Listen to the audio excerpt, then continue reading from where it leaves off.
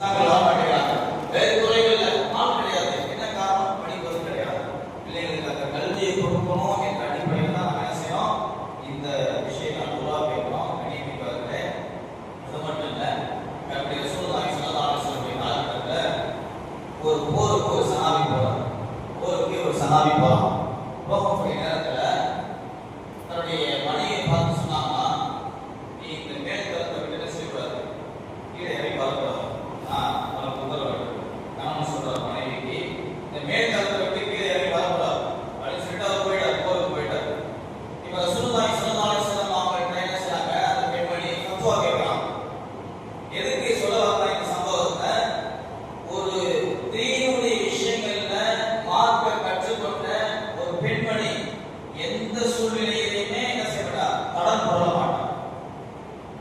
எந்த சூழ்நிலையுமே ஒரு முழுமையான ஒரு குர்ஆனுடைய கல்வியை நீங்க கொடுத்துட்டீங்க அப்படின்னு சொன்னா, நீங்க எந்த துறையில எப்படி போனாலும் ஒரு சரியான பாதைக்கு வந்துடும்.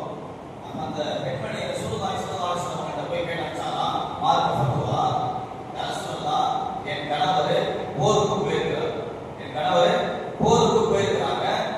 ஆனா ஒரு வார்த்தை சொல்லிட்டு போயிருக்கிறாரு, இந்த மேல் தளத்தை விட்டு கீழே இறங்கி வரக்கூடாது சொல்லிட்டு போயிருக்கிறார். இப்ப என்னுடைய தந்தைக்கு உடல்நிலை சரியில்லை. என் தந்தைக்கு உடல்நிலை